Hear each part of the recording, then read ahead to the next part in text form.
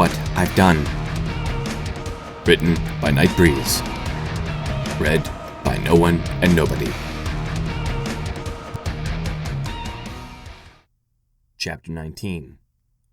No, I said repeatedly as I made my way across the empty lab. There were voices behind me, clearly trying to get my attention, but I was only aware of them in the same way that I was aware of the fact that oxygen exists, or that the sky is blue. Or that you somehow managed to bring your dead friend back to life. That nasty, annoying part of my brain said to me. No, shut up! I don't want to hear that!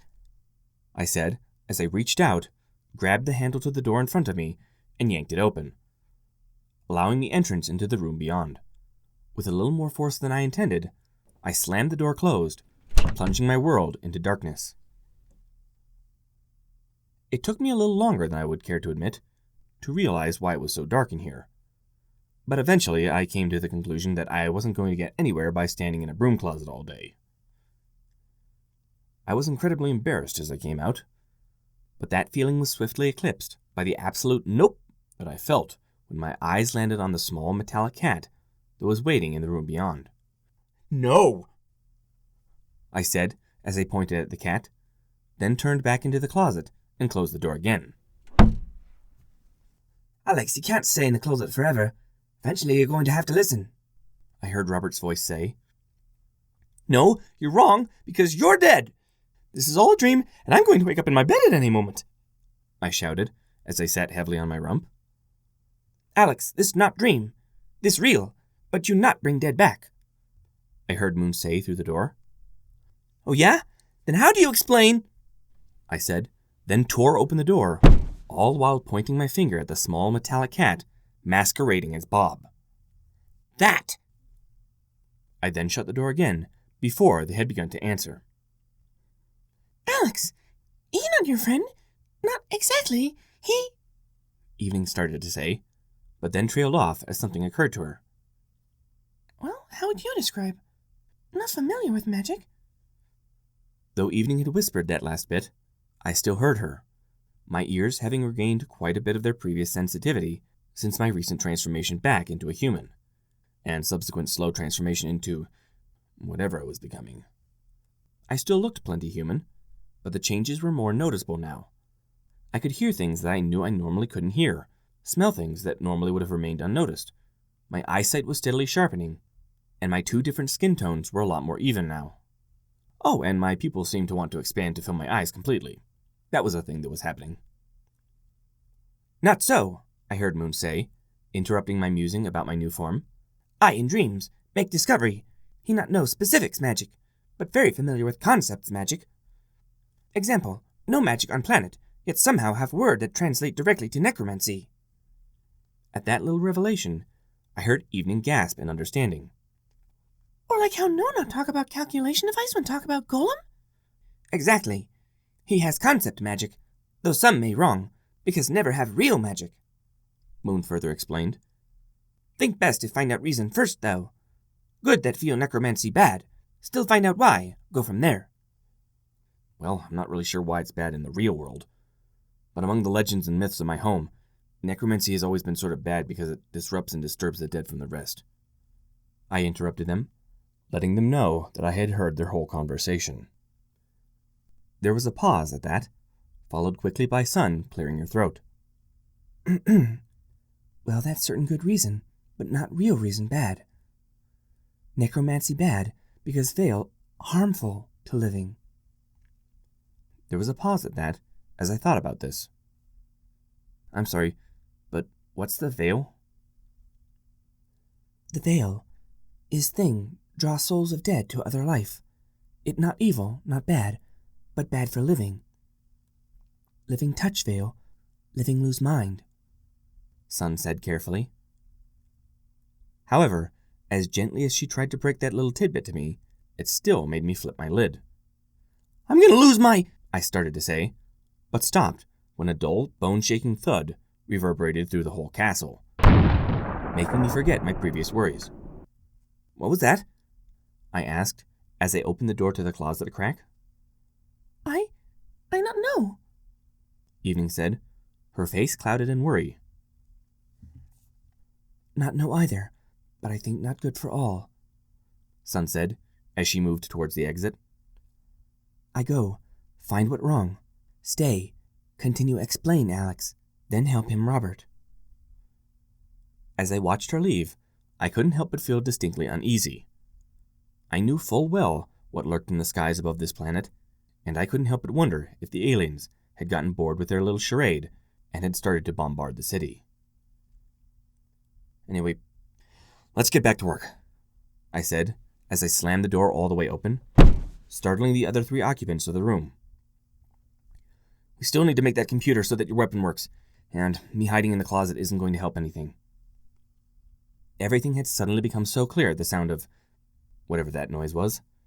I knew that if this planet had any hope of surviving what was to come, or indeed what was already happening, I couldn't afford any distractions. That included whether or not I had accidentally brought someone back from the dead. I may have disturbed Bob's rest, may have brought the wrath of the dead upon my head, and even maybe on the right track to Looney Town. But as long as lives were at stake, I found it kind of hard to care. Bob, I'm sorry that I disturbed your rest and brought you back. I hope that one day you can forgive me. But for right now, while I still have a little sanity left, we've got to make sure that they can't take this world, I said, taking advantage of the disturbance I had made to say my piece. Alex, stop and listen to the alien ponies. You didn't bring me back from the dead, he said as he loped up to my ankles. I even told you that when you first saw me, but I don't think you were listening very well then. That, of course, stopped me in my tracks. Wait, then how in the heck did I turn you into a cat? I then looked up at Moon and Evening, my face a mask of confusion. How did I turn Bob into a robot cat? You didn't. That not Robert. At least, not exact, Moon said sadly. Alex, Robert died. But when people die, if enough violence, enough tragedy, enough regret, can leave part of soul behind. Evening said slowly. Wait, what are you saying exactly? I asked, trying to wrap my brain around what they were telling me. We say that when die, Robert left piece of soul on you. Piece of soul that you can use to give Cat intelligence. Not Robert, but much like Robert. Think of Cat as echo of what once was. Or a ghost, I said, as I sat heavily at a nearby desk. As I did so, a thought occurred to me. Wait, you said fragment, but this sounds and feels almost exactly like Bob. Also, how the heck did I get a fragment of Bob's soul stuck to me to be able to do this? I wasn't anywhere near Bob when he died. No? Not near? Evening asked curiously, then turned to Moon. That's not that theory, but give evidence to other theory. You guys had a theory? I asked, a little surprised that they had come up with something so quickly. Yes, theory based on state of Robert's fragments. Need run tests on you to confirm, but pretty sure theory. Evening said firmly. I raised my eyebrow at that. What do you mean by the state of Robert's fragments? She mean that Robert's soul not single fragment, but many, Moon said carefully. 48, be exact. Concentrate your efforts on those blazes there, ponies! Captain Starblaze shouted as he directed the Canterlot weather crew to where they were needed most. What happened here, Captain? A familiar voice asked him from behind, causing him to quickly turn and salute to the Solar Princess as she landed. Something fell from the heavens, Your Highness. We haven't been able to get to it yet, on account of all the fires it caused. But eyewitnesses say it appeared to be some kind of meteor. Starblaze reported. Celestia shook her head at that. You and I both know it was nothing of the sort. Get those fires out as soon as possible. Get the wounded to the hospital, and ensure that every pony is accounted for, while I go investigate the crash. Already on it, Your Highness. We would have had ponies at the crash as well, but the fires are too hot here, even for our best enchantments.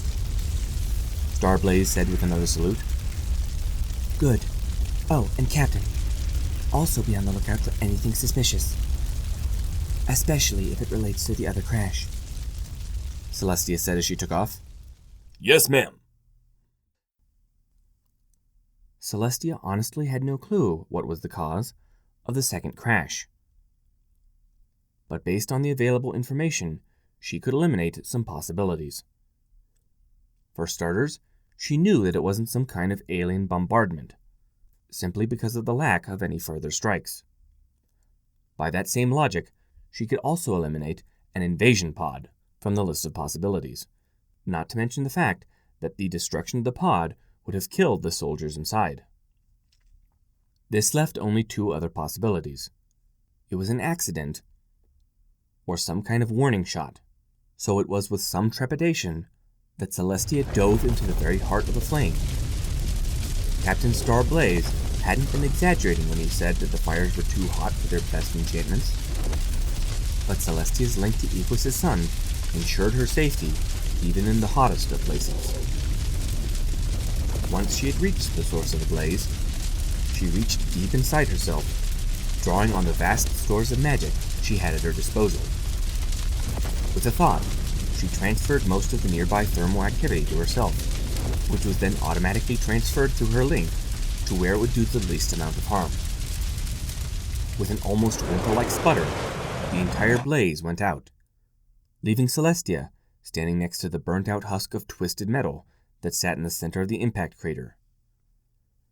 As she carefully strode closer to it, she reached out with her magic, pulling the slightly ajar hatch completely open, wary of what horrors it might contain. It was empty. If Celestia had been on the dense side, she probably would have assumed that whoever had been inside had died and been consumed in the flames. The problem with that theory, however, was the fact that the inside of the pod was relatively unscathed. Aside from a little bit of singeing, as well as a bit of superficial damage to the devices that the pod housed, there was very little evidence to suggest that there had been a fire at all.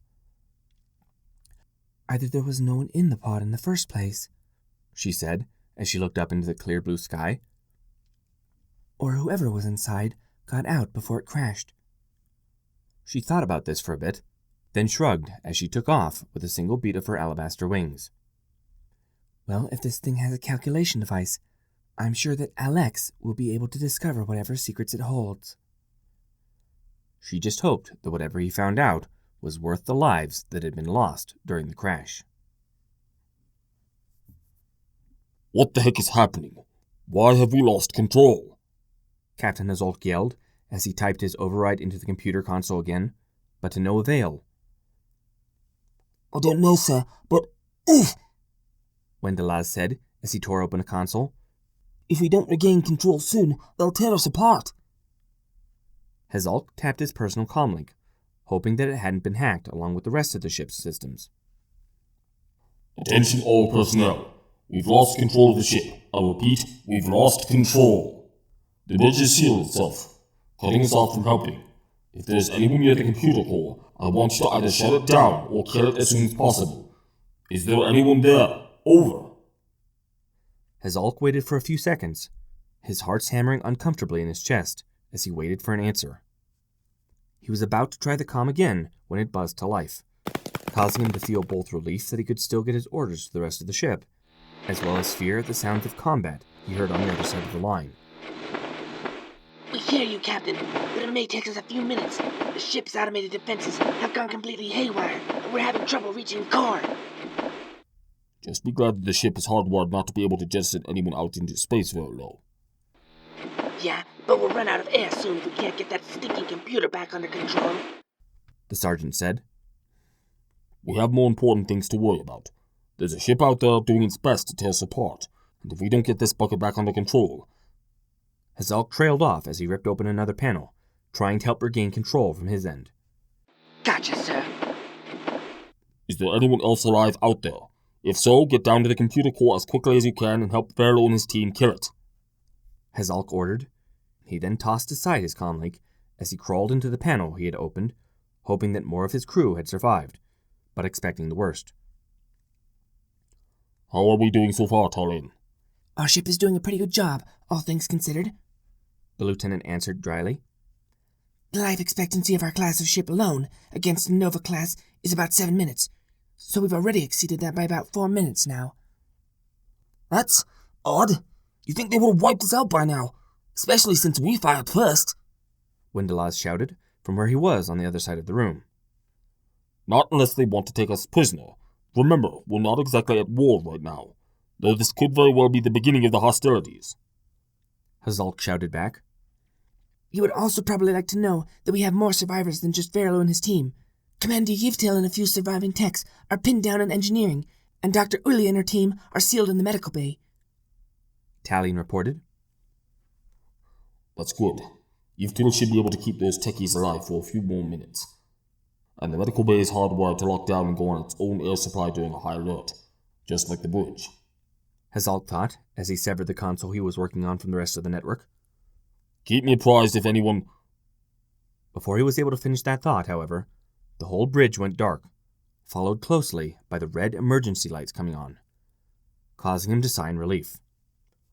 Talion, tell Verlo to get that backup core up and running as soon as possible. We need to get out of here before... Sir, that wasn't Verlo, Talion said, nudging the captain's leg. Here, sir, you're going to need this. Hazalk pulled himself out of the console he was working on, grabbing the comlink that Talion was offering him. Hello, what happened out there? There was a bit of a pause, followed by the sound of the comlink cutting back in. I'm sorry, sir, but I saw no other course of action. Yivtil answered. It was either pull the plug or get killed by our own security system. You shut down a reactor? Hazalk asked in disbelief. That's brilliant! No, sir, it's not. We're setting ducks out here, and... Yivtil started to say, but was stopped as Hazalk keyed the comlink again. Commander, stop for a second and tell me what you hear. There was a long, awkward pause as Hazalk waited for an answer. Sir, I don't get it. What are... Wendelaz started to say, but was hushed into silence by Talion. No, don't you hear that? Talion asked carefully. Finally, after a couple more seconds of waiting, the comlink buzzed to life again. I'm sorry, sir, but I don't hear anything. Yivtil said in exasperation. Exactly. There's no impacts, no rumbling, and, more importantly, no weapon fire. Hazalk said pointedly. There was a pregnant pause as the others took a moment to digest this new information. Sir, do you mean... Yivtil asked hesitantly. Oh, you know what I mean. Hazalk answered her. He then cleared his throat, well aware that he was about to give one of the strangest orders he had ever given. Attention, all hands. If you can hear us, please check in as quickly as you can. We've regained control of the ship, but that is soon about to change. We're about to be boarded. Standard boarding procedures do not apply in this scenario, however. I repeat, do not follow your training and fight to the last man. In fact, if you see someone that is not a shun, I want you to lay down your arms and surrender. I repeat, do not engage. Lay down your arms and surrender. There was another pregnant pause at this, which was soon broken as Lieutenant Wendelaz cleared his throat. Sir? Do you think that wise? Oh yes. They could have destroyed us at any time, but they didn't. Hazalk pointed out. I'm pretty sure we should wait and see what the Cusan have to say before we start shooting blindly, don't you? Wendelaz just sighed in defeat at that. I hope you're right, sir.